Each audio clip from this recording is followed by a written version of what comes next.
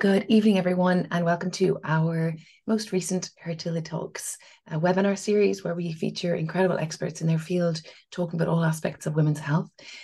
Fortunately, you are not going to be hearing from me tonight because I have very little voice and have been sick all week. So thankfully, we've got an incredible clinician who is going to be joining us for this webinar. A little bit of background on Hertility first. We are a women's health company that are dedicated to transforming the typical routes to care through a very effective triage that you can carry out online, and a test that you can carry out at home, and access to on-demand specialists like gynaecologists, nutritionists, fertility support, menopause support, and we also have a full network of clinics that we refer to for scanning. In addition to that, we now also have prescriptions. So our view is that healthcare should be as readily accessible as some of the online orders that we make so trivially, and some of the expectations we have for inane objects that we will buy. We don't actually apply those same set of standards to our healthcare, which is far more important. And so we've really viewed transformation and use of logistics to really elevate women's health. We are a team of scientists that have built this and are dedicated to ongoing clinical trials and to better understanding women's health through data and a patient-first approach. And we have most recently launched our menopause offering, which offers expert set telemedicine sessions with experts, the ability to test, and prescriptions as well. So we're really proud to be offering this, to be able to continue the level of care that we currently offer to people of all reproductive ages. So without further ado, I'm going to introduce Dr. Stacey Brian. Ms. Stacey is a newly appointed consultant gynecologist who is subspecializing in gynaecology.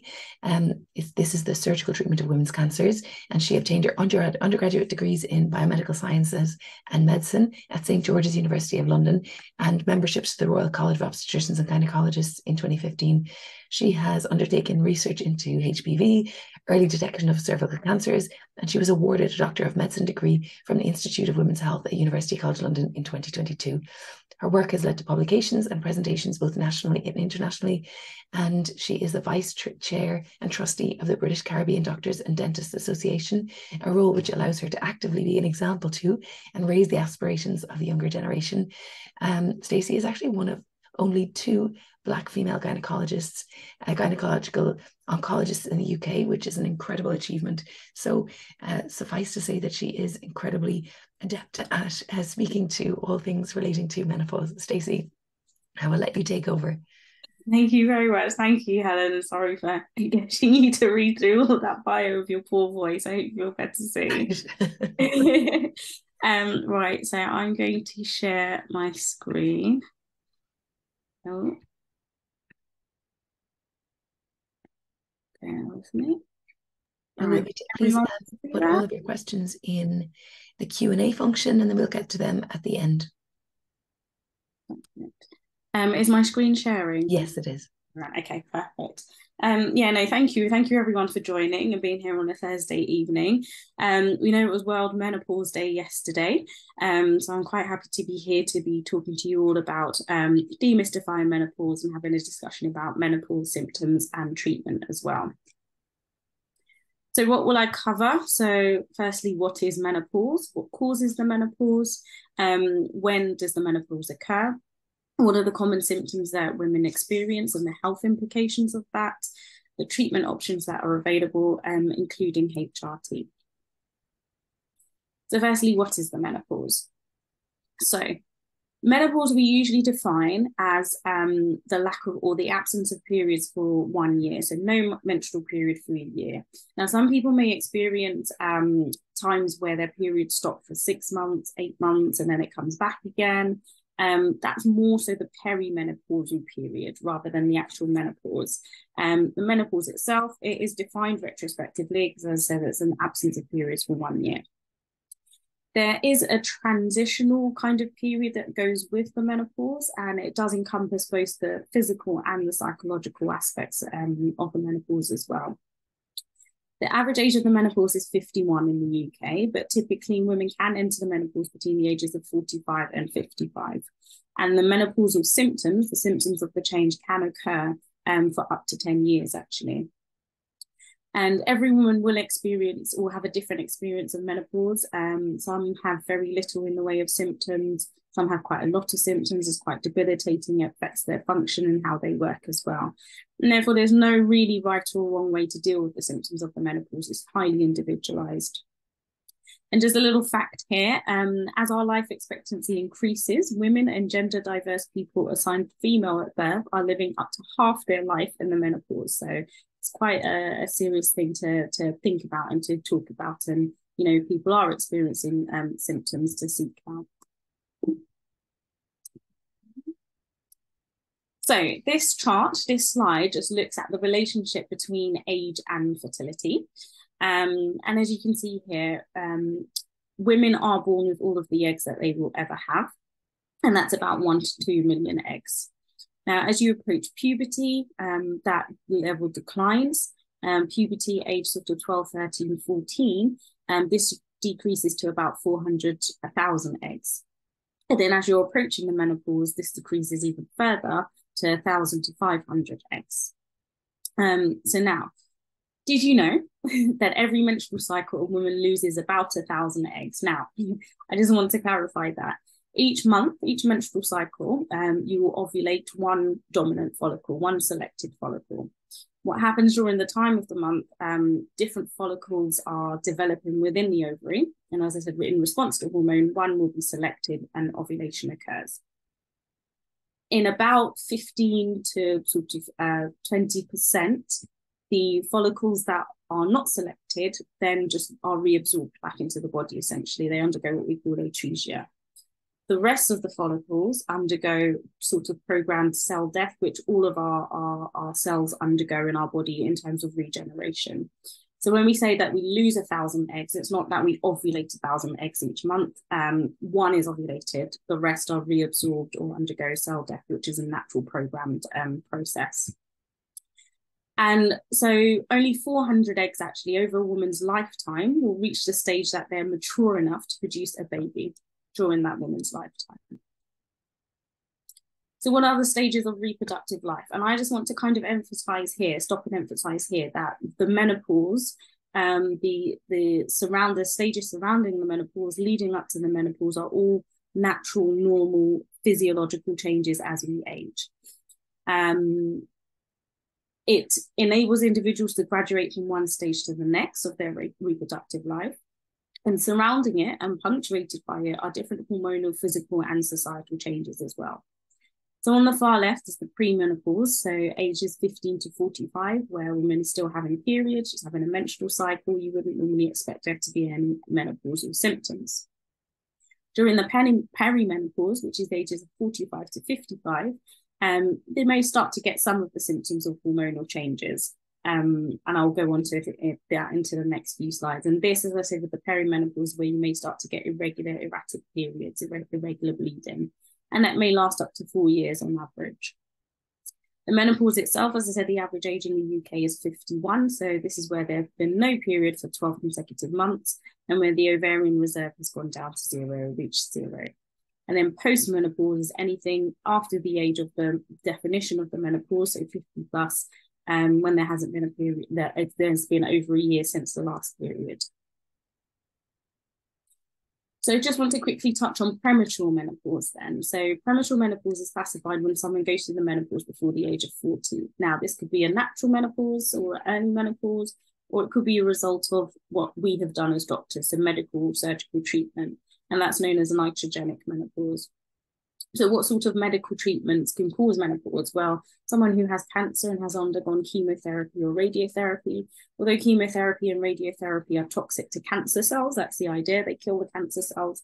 Unfortunately, they also have an effect on the ovary, and they essentially reduce the ovary's capacity to produce hormones, essentially. GnRH agonists are basically injections which are used in some gynecological conditions such as endometriosis, for example. which interferes with the feedback loop between the brain and the signals from the brain, or the hormonal signals from the brain, which goes to the ovaries. And it causes a temporary medical menopause. As I said, we often use it in something like endometriosis, where we do want to shut down the hormones for a few months and see if patients' symptoms improve. So that's a temporary medical menopause. And then people like myself who do cancer surgery may need to do a hysterectomy or removal of tubes in the ovaries in a patient, either because they've got cancer or, for example, for risk-reducing surgery. So someone who's at risk of developing an ovarian cancer, once they've completed their family, may choose to reduce their risk by having their ovaries and tubes removed. So that would put them into an instant menopause or a surgical menopause or iatrogenic menopause. People who go through the menopause at an earlier age are often at risk of developing anxiety or depression. That may be because of the lack of the hormones in itself and the effect on the cognitive function. Or it may be, of course, such a diagnosis can take individuals by surprise. It's a deviation from their life plan that then obviously the psychological aspect of that adds to anxiety and depression symptoms. And it's important, therefore, that employers must be cognizant of the effect going through menopause early on can have on someone's professional and personal life. So moving on to the signs and symptoms of the menopause then. So as we age, as we saw from the graph, the ovaries stop producing, or that there's the number of eggs that are produced from the or released from the ovaries reduce. That means the hormones also reduce, and this causes the periods to stop.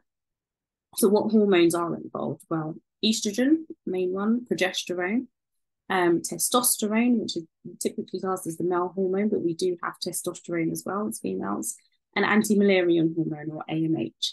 And all of these hormones reduce as you approach the menopause and go through the menopause. So healthy premenopausal women actually produce 3 to 4 times more testosterone than estrogen before the menopause. So this graph then just shows the stages of the menopausal transition. And you can see in the premenopause phase, and this is in relation to estrogen levels.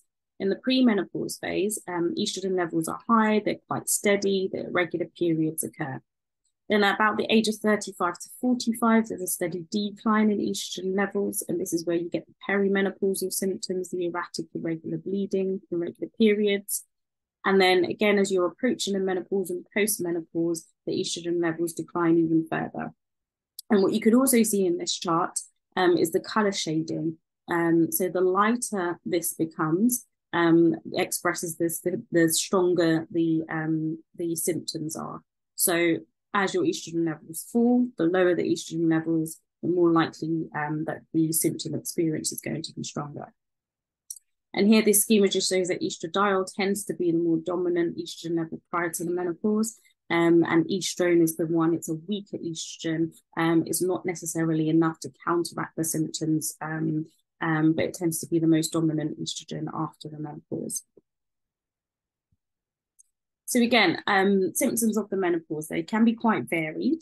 About 80% of women will experience symptoms, and that may be from mild, moderate to severe symptoms. As I said, everybody experiences it in different ways. In each of these categories, there may be 1 or 2 that they experience. They may experience all of them. They may have nothing at all. The most common symptom, which about 80% of women will experience, is what we call the vasomotor symptoms, which is hot flushes and night sweats. We start from this bottom corner though, the pelvic symptoms, which are not often spoken about or often linked to the menopause. Yes, the changes in the menstrual cycle, which we've spoken about, but also the low libido. So the lack of wanting to have sex, basically, pain during sex, vaginal dryness and urinary incontinence. A lot of that, well, the low libido usually due to low testosterone levels. The pain during sex, vaginal dryness, which we call atrophic vaginitis or atrophic vagina, and urinary incontinence often goes hand in hand with the low estrogen.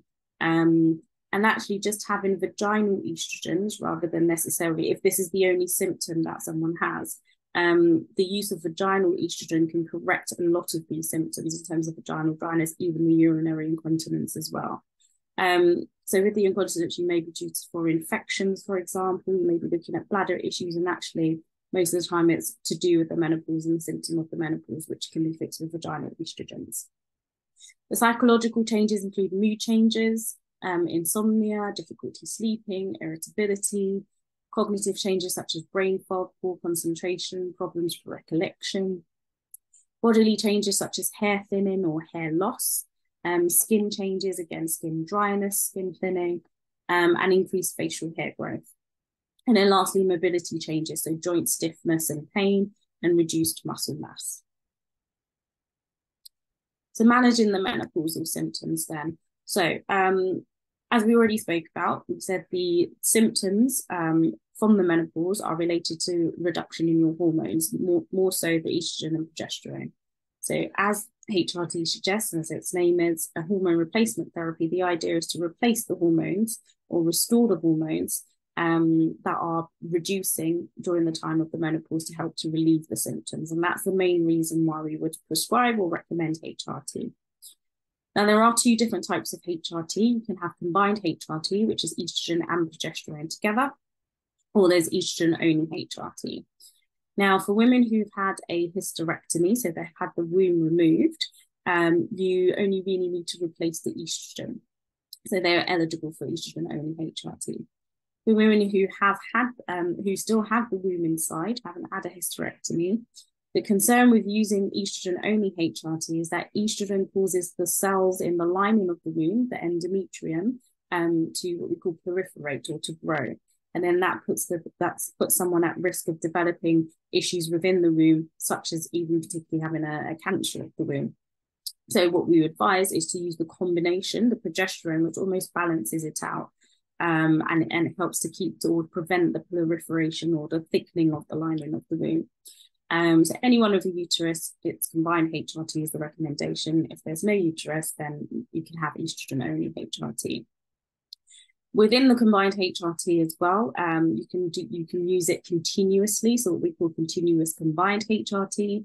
So this is where there are no periods at all. It's often what we tend to use post-menopause, and people have stopped having periods. Or it can be sequential HRT, where you use estrogen for the first couple of weeks and then add in the progesterone for the second couple of weeks. But this does lead to periods, so people would still have a period on this, on that regime, in the sequential regime. So HRT itself can come in many different forms. There can be a tablet, take every day. It could be an implant, it could be a patch on the skin. It could be a gel that's rubbed in, or a pump, or it could be a spray as well. So when might someone be suitable or not suitable for having HRT? Usually, if they're not suitable, then a specialist opinion would be needed. But it tends to be someone who's got a history of breast cancer, ovarian cancer, or womb cancer. So we know that extra hormones above what you would normally have, particularly in someone who's had a history of breast cancer that may be hormone sensitive, i.e. has receptors to hormones, by giving HRT, if there are any abnormal cells there, there's a possibility that it could increase these cells. So someone who has a history of breast cancer, ovarian cancer, womb cancer, you will be careful about prescribing HRT with, and need to have a discussion with them. History of blood clots, history of heart disease or stroke, history of liver disease, and it's also because the liver is involved in the breakdown and the metabolism of the HRT and estrogen, and if they're pregnant or breastfeeding. So what are the benefits of HRT? As I said, it's replacing the hormone that is reducing during the time of the menopause. So the main benefit really is to relieve the symptoms and also to prevent osteoporosis, which is thinning of the bones. It's most effective at relieving symptoms in the perimenopausal period, especially those related to the cognition, so the poor concentration, the difficulty recalling, brain fog, etc. It helps. HRT does help a lot with those types of symptoms. But the risks are, obviously, there are some side effects associated with HRT, but the main risk that's been linked to it is the increased risk of breast cancer. And it's particularly the progesterone part of the HRT, which seems to have give an increased risk of breast cancer. So I will go into a bit more detail about the studies and everything, and evidence that we have with regards to that. But firstly, just to say, when you're thinking about getting started with HRT, there's some certain questions that you may want to ask your GP or a gynaecologist about it. Of course, either we'll take a medical history and see if you're even suitable for having HRT, and what type of HRT will be suitable for you. The questions to ask: do you think it's actually right for me? Why not, given my medical history? How can the HRT help me with my symptoms?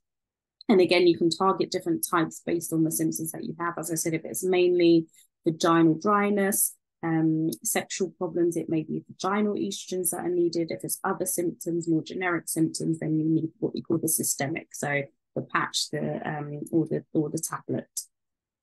What are the risks and possible side effects of HRT? How long should I use hormone therapy? And I will mention here that, again, studies have, before they used to say that HRT should be used up until the age of 60, or like certainly no longer than 5 years, etc. But I think more recent studies are saying you use it for as long as is needed, essentially. We often start with the lowest dose that can control the symptoms for as long as it's needed. What type of HRT should I try? What's the lowest dose that I can take? And can you tell me about some non-hormonal alternatives? I will cover some of these as well, but these are the questions that you may want to start to ask a healthcare provider if you're thinking about starting HRT. So the HRT controversy, why it's been so difficult, and the back and forth with regards to HRT and advice. So the timeline: 1965 was when HRT became available to women in the UK.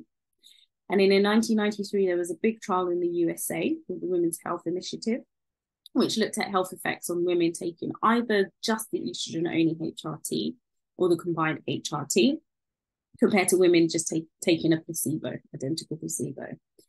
In 1996, the UK started a similar study called the Million Women Study, and they were collecting questionnaires on the use of HRT and its effect on certain issues of women's health. One of them being as I said, the use of HRT. And then in 2002, the Women's Health Initiative stopped the combined HRT arm of the study prematurely because they found that it was linked to an increase in the risk of breast cancer, heart disease, stroke, and blood clots. So that's where the initial controversy about using HRT and all of the risks surrounding it came from. In 2003, the Million Women Study published its findings, which was similar to the Women's Health Initiative. And in the same year, both doctors and HRT users were very confused regarding the safety issues. There was a lot of conflicting information. Many doctors advised patients to come off their HRT, which women stopped taking immediately. And then, of course, this gets media interest, media attention, and of course causes more kind of uproar and uncertainty around what is the best thing to do. Then in 2004, the Women's Health Initiative study finished the estrogen-only arm of the HRT, and then actually found that there was a beneficial effect on breast cancer and heart disease, but a small increased risk of stroke. And so between 2003, 2007, that's when a lot of the health and safety fears again with using HRT came about, and actually the use fell from 2 million to less than 1 million in the UK within those years. So what is sort of the evidence, the suggestion now? I quite like this graph here, this table, or this pictogram, I should say, which is taken from the British Menopause Society, looking at your risks of breast cancer in particular, and using HRT, but also looking at other risks, risk factors for breast cancer just in comparison. So this is looking at, if you take general sort of UK general population, 1,000 women, about 23 of those 1,000 will be diagnosed with breast cancer just in the general population. If you take 1,000 women who are using HRT, you will get 4 extra cases of breast cancer. So increased, but not massively increased, not doubled. If you take women who are using estrogen-only HRT, there will be 4 fewer cases. So there's a slight protective factor if you're using estrogen-only HRT.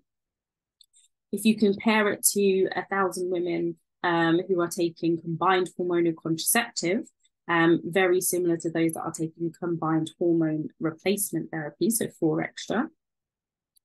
Interestingly, if you look at 1,000 women who are drinking more than 2 units of alcohol per day, you will find 5 more cases of breast cancer. So actually your risk of developing breast cancer is slightly higher with increased alcohol intake compared to using HRT. In current smokers, there will be 3 additional cases. And this one here is quite a fascinating one. So you'll get an additional 24 cases diagnosis of breast cancer for every 1,000 women who are obese or have a BMI of more than 30. So your risk of getting breast cancer is higher if you're overweight or obese than if you're taking hormone replacement therapy. And then lastly, those who do exercise, you'll see a risk reduction in the development of breast cancer. So I think that's a good way of kind of looking at risks when we're talking about risk of breast cancer using and HRT. So alcohol and high BMI has a higher risk, basically. These are the nice guidelines on menopause and the risk of HRT and the risk of blood clotting. So actually the overall risk is low. But if you go for a transdermal preparation, so a gel or a patch, that risk is lower than if you use a tablet of having a blood clot. And then if we look at heart disease, cardiovascular disease, and strokes, etc., using estrogen on its own has no or reduced risk of having any heart disease. The combination of estrogen and progesterone has very little or no increased risk of heart disease. The baseline risk of stroke in women are younger than 60 is very low, as it is. Again, if you use the transdermal estrogen, so patch or gel, it's associated with a lower risk than if you use oral of developing stroke. And HRT does not increase the cardiovascular risk when it started in women who are younger than 60 years. And also I think if it's within 10 years of the menopause as well. So some people say, okay, I understand that, I understand the risks, gone through all of that. I still don't really want to take the risk of the breast cancer or this possible stroke, etc., etc. Still a bit confusing. What are the non-hormonal alternatives then to HRT? Well, as medications wise, and again, it's advised from the British Menopause Society not to necessarily jump in with these, but it may be useful in certain cases and certain scenarios. The SSRIs are essentially antidepressants, so you may have heard of fluoxetine, paroxetine, and they're really good for the flushes symptom and also, of course, the cognitive and anxiety, depression, mood symptoms that go along with the menopause. Gabapentin and clonidine, again, these are medications which also help with the flushes. But for people who may not want to take any medications at all, of course, lifestyle measures can be employed. So regular exercise, having a healthy, balanced diet, reducing your caffeine intake. They've still been shown to improve the symptoms of the menopause. And also complementary therapy, so mental health support with cognitive behavioral therapy, mindfulness, and also sexual health support. We spoke about the effects of the menopause can have in sexual health. So again, having some support that may be what's needed, or the non-hormonal alternatives to managing those.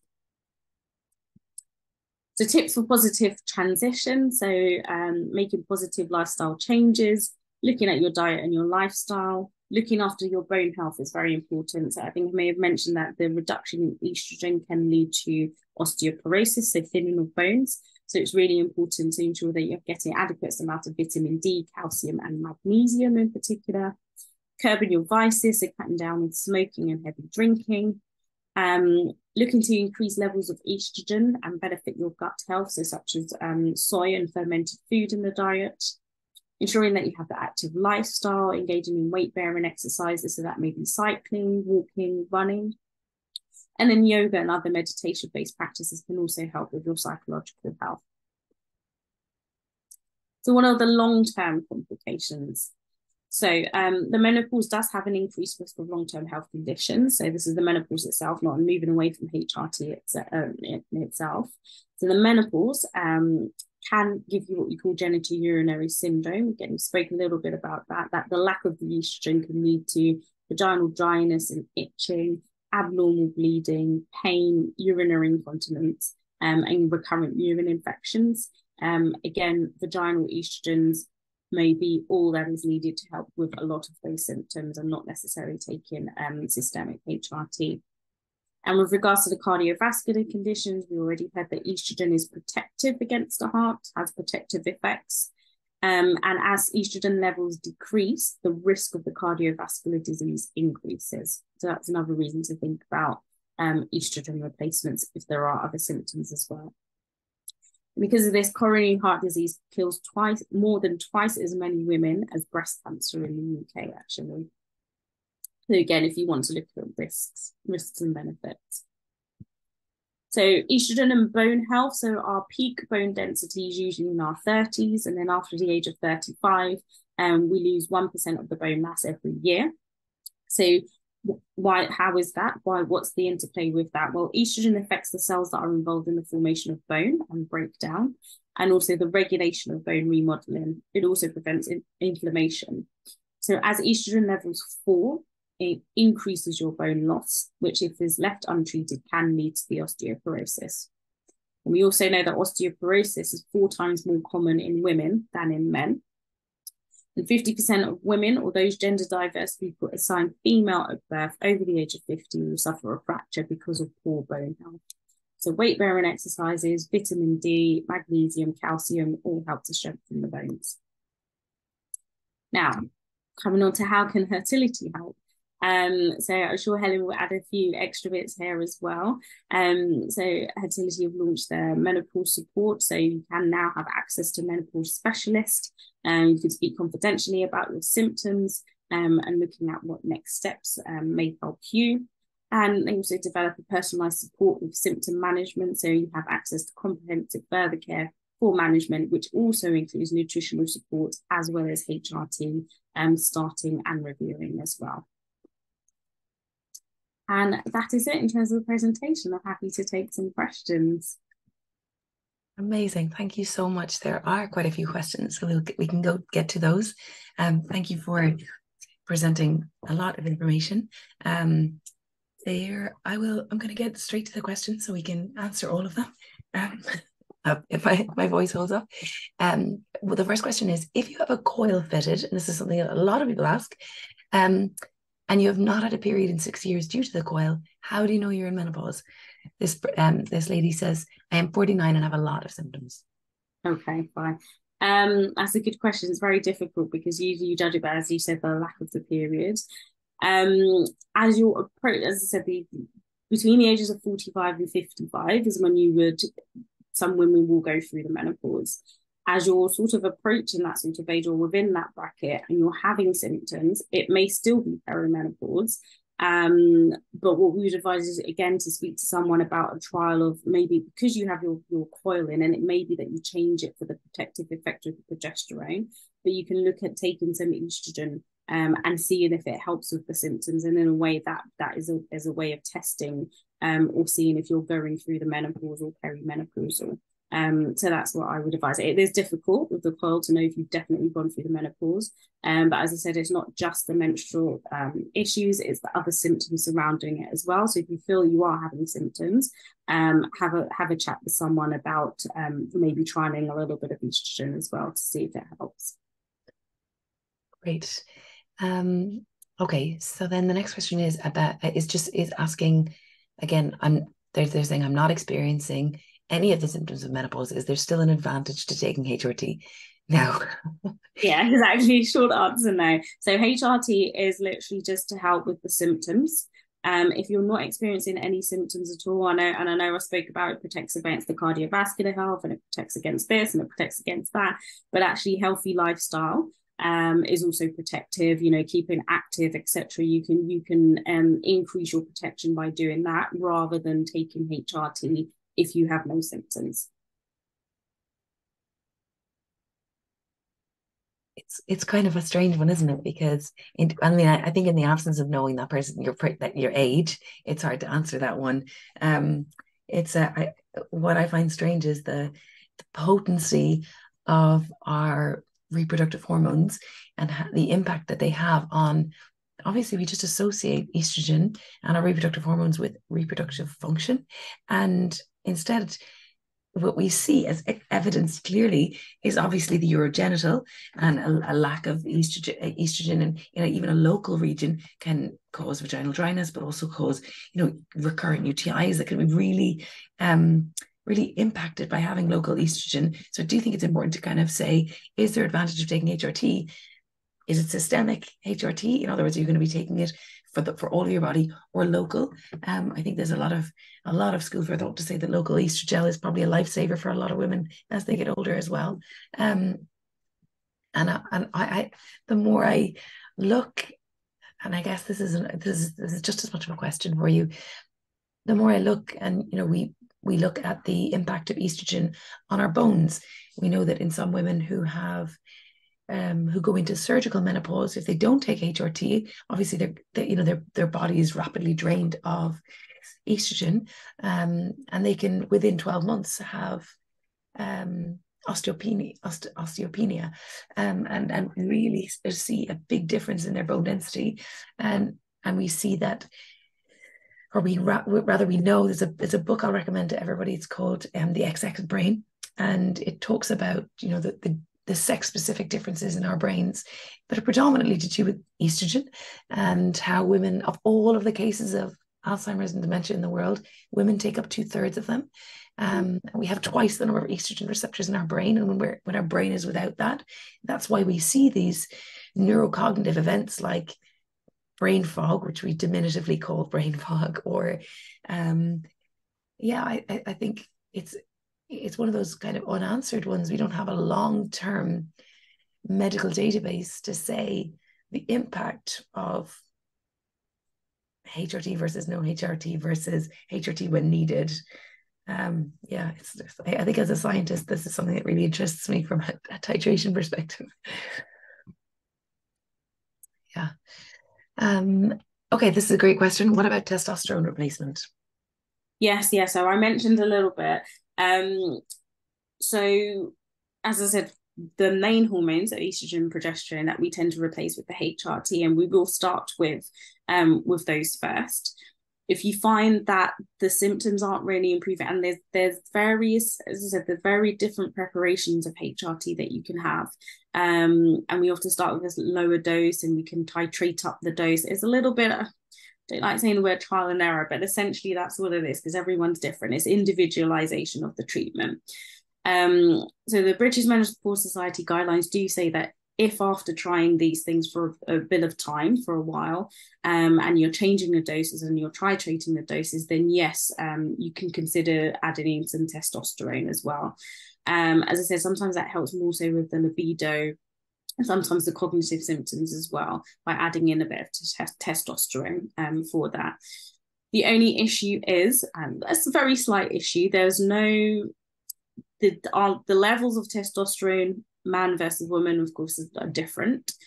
There is nothing licensed, there's no female testosterone license for use in the UK at the moment. So what is happening is that the gels that are used for testosterone replacement for men is what is essentially supplemented and used in women, but sort of lower, smaller doses, basically. So yes, we can add it in, but there's no female testosterone replacement HRT at the moment. It's Isn't that mental?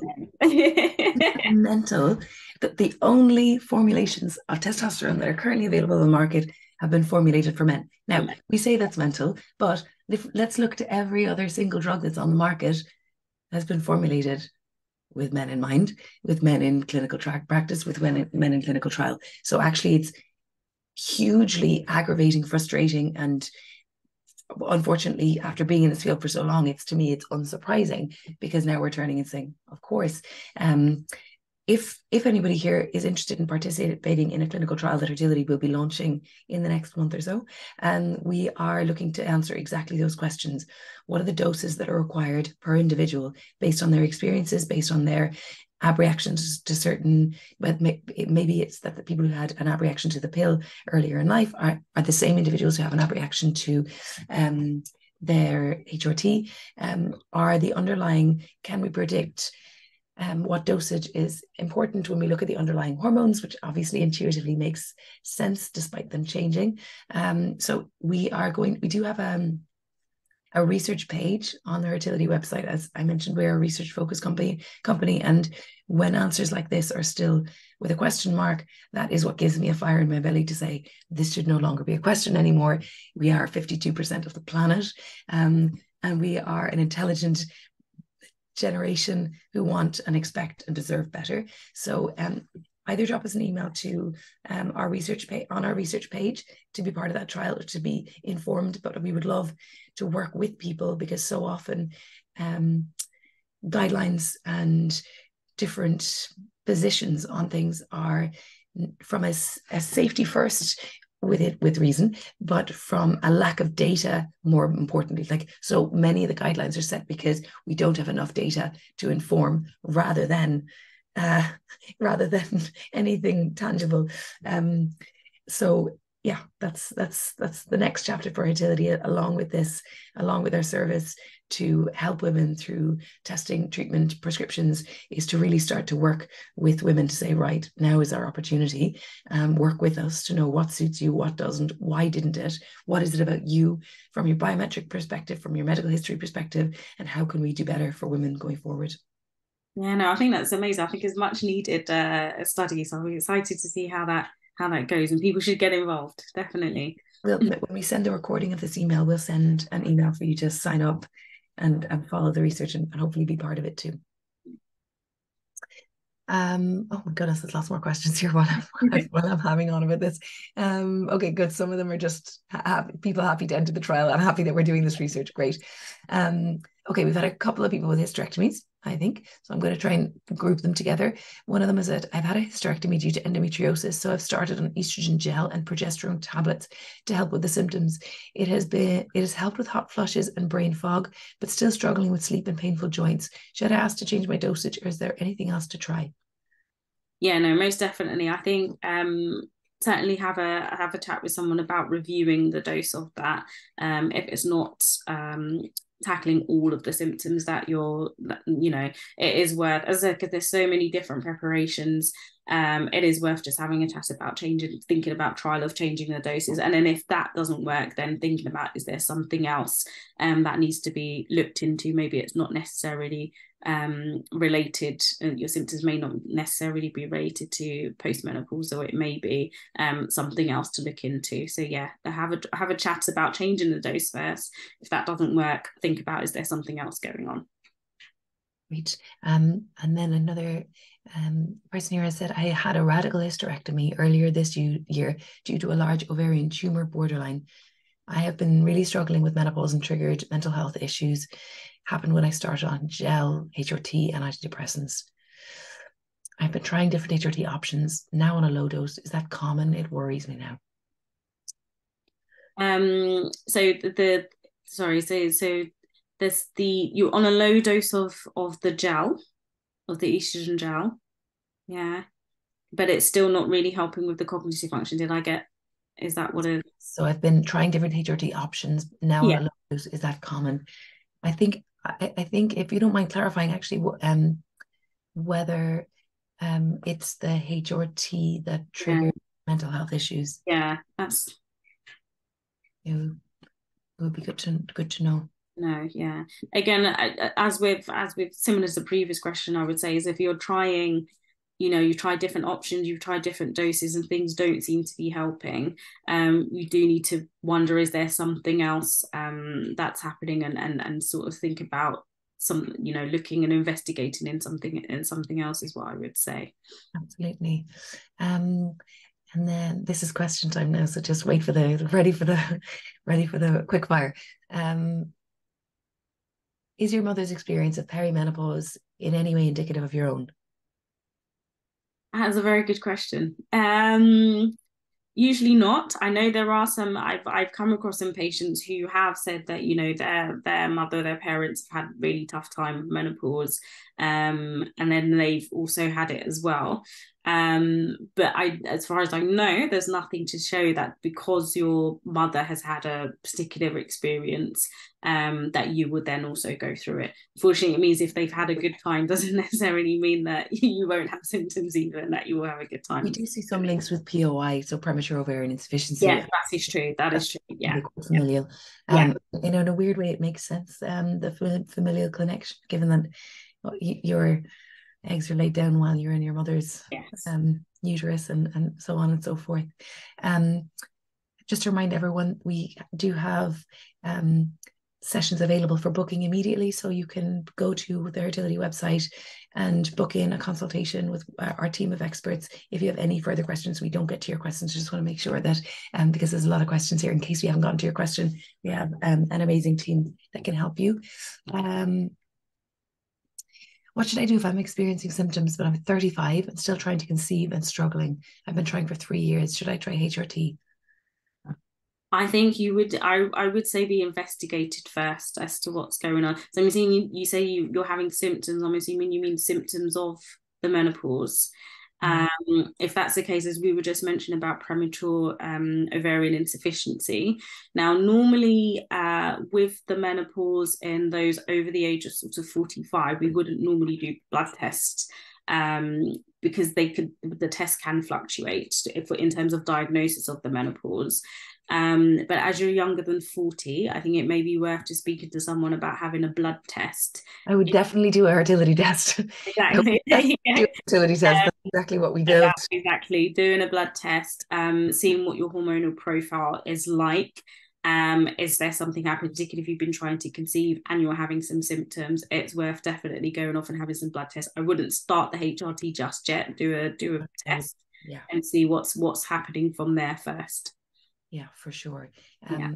That if you go again to the Hertility website and do the health assessment, we look at thousands of variables within that health assessment. We've spent 4 years building not just a test, it's a very comprehensive health assessment that enables us to triage patients and screen for 18 of the most prevalent conditions related to reproductive health, including early menopause. So do check out that health assessment and the accompanying blood test that we do with it, because it will give you at the end of it, not just the blood results, but we take into account all of the health assessment data that you've given us, all of your blood results, and it's put into a very comprehensive report, a letter from a gynaecologist, but also for everything that we test, we say, what is that hormone? Why did we test it? And what it means for you.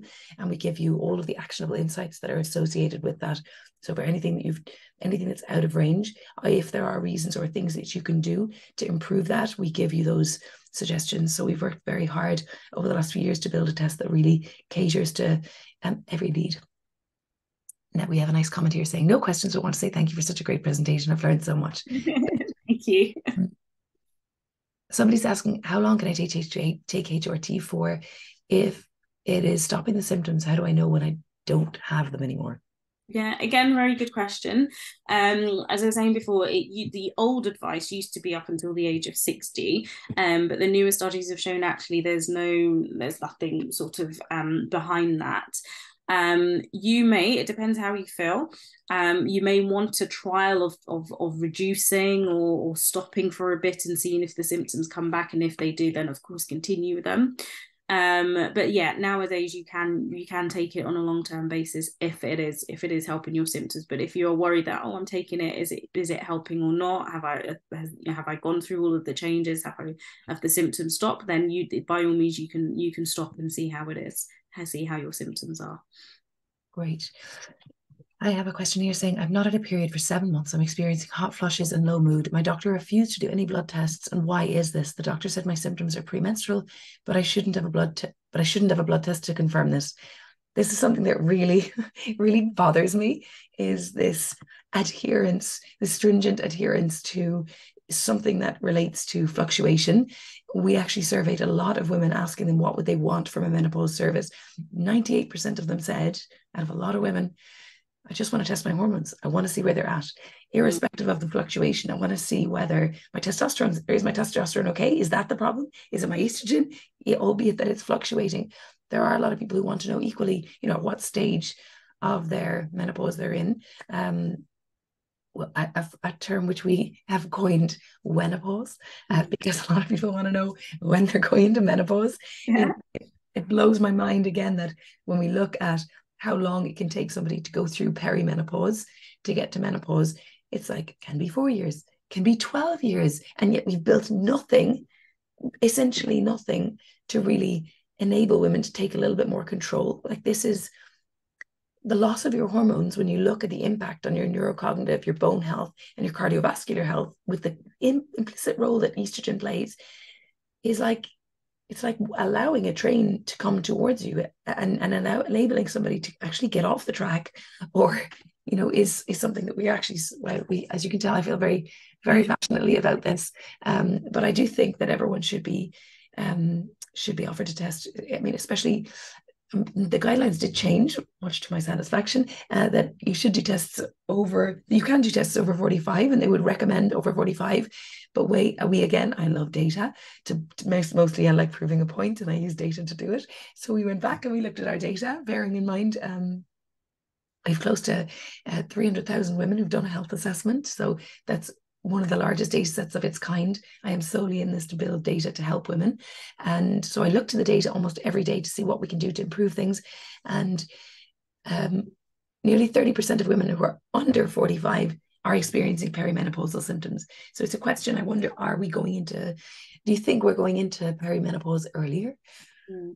Are you witnessing an earlier age of women who are coming through, or is it that we're talking about it more?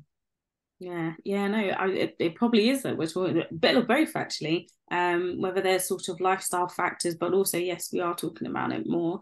I think, going back to what you were saying, a lot of things are, as you said, it's lack of evidence, rather than, and we have, unfortunately, hands are tied within the NHS system, in terms of working within guidelines, etc. As you said, that it has changed. To answer the question, obviously, I'm guessing it would be depending on the age, but it does sound like, it's about needing more data, needing more information. Hopefully these sorts of things would change. But yeah, I mean, I agree, in this interim for this particular question, it sounds like a fertility test is maybe required. Why we exist. And somebody's also asked for a menopause symptom checklist patient leaflet. We have created a beautiful guide that is clear, understandable. So we will send that you can download, you can view it on our website, but I will send that menopause guide. It's also on our LinkedIn. If you follow our LinkedIn and Instagram, you'll see a lot. But if you follow our LinkedIn page, or if not, regardless, we posted it there, but we will be sending the download for that menopause guide that we created. It's very clear and helps you to look through all the different things that you should be looking out for, and just give some advice on just some of the questions that you might have. I see. Thank you. And the research sounds exciting. Thank you. Just making sure I got to everyone. The last one, how do I get my doctor to take my symptoms seriously? She advised me to start taking birth control pills. Okay, what's your opinion on taking birth control? Again, it depends on the age. It's difficult to answer without knowing the age. So there is particularly the premature ovarian insufficiency or less than 40. The guidelines do say it can be either birth control or HRT. It's about the different levels, the different doses at the end of the day, really, the different levels of estrogen that are given, which are controlling your symptoms. So it's difficult to answer specifically without knowing the full story. I said it was the last question, but we do have an interesting question here, and I have thoughts on it. I'm just wondering if you do. Okay. I read somewhere that perimenopause can cause issues with digestion. Is that true? Ooh. Not that I know off the top of my head, but we know that a lot of studies are coming out in terms of our gut health and things. So I'm pretty sure. I wouldn't say necessarily no. There's nothing off the top of my head that I can say there's a study that has linked that. But it may very well do. So here's my thoughts on this, is that we know that our the bacteria in our guts can break down estrogen, and deconjugate estrogen, bear with me.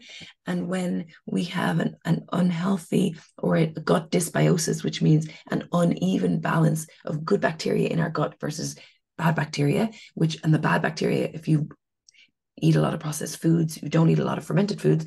We want fermented foods because we want lots of gut diversity. But if you don't, you get an overgrowth of bacteria that aren't good for your gut. The analogy I always give is think about brewer's yeast, or think about making sourdough. You start with the sourdough culture, and you you have to give it certain ingredients. Really, it's water and sugar, or water and I've never made sourdough, but I've seen the SCOBY that we start with. And all I could think was, if we were throwing, random things into that, it's not going to produce the fermented product that we hope for. And the bacteria in our gut are the same. If we don't feed the bacteria in our gut the things that it requires to actually produce better bacteria and more bacteria, and essentially what feed it, then we get an uneven balance.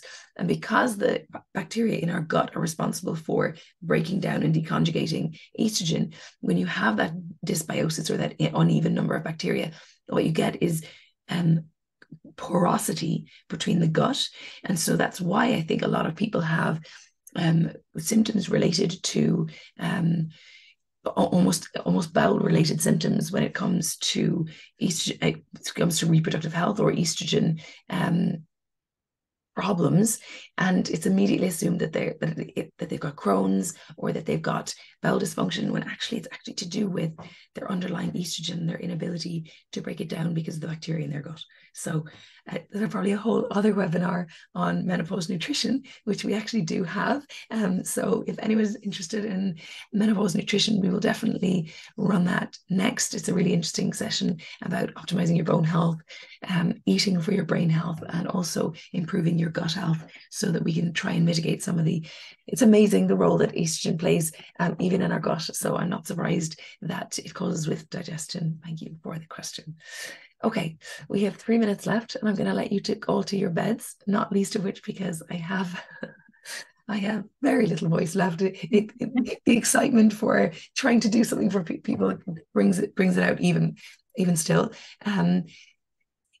Take a look at our socials. We'll post about the next webinar coming up soon. If you haven't signed up to our newsletter, it's really informative and lets you know about all of the educational webinars. If you are working anywhere and you think that an educational session would be useful to your workplace, we know that a lot of workplaces are talking about menopause in the workplace now, and that tends to die down next week when it's no longer Menopause Awareness Week, and we think it should be talked about all year round. So if you would like to introduce us to your employers, we are radically looking to improve education within the workplace and testing and access to care. So please do go to, it's on the top of our website, is workplace benefits. This is something that every woman deserves, is to be looked after. She's been in the most senior positions. She's been in your workplace the longest. So we deserve better health. So please do register your workplace for both benefits and education. And I'll stop now. Dr. Stacey, thank you so much for all of your insights and your credible expertise. If you are lucky enough, you will be able to book a session with Dr. Stacey, and she will be able to help you with any of your symptoms or questions and book a prescription for you. The prescription service will arrive that day if you are inside London, and the following day if you're outside London. So it's a really amazing turnaround time and access to care at a time when the NHS is so burdened. It has close to 700,000 women on a wait list just to see a gynecologist. So this is something that's definitely needed, and your work is something that we're very grateful for, Dr. Stacey. So with that, I bid you all good night, and thank you so much for joining us this evening. Take care. Good night. Goodbye, everyone.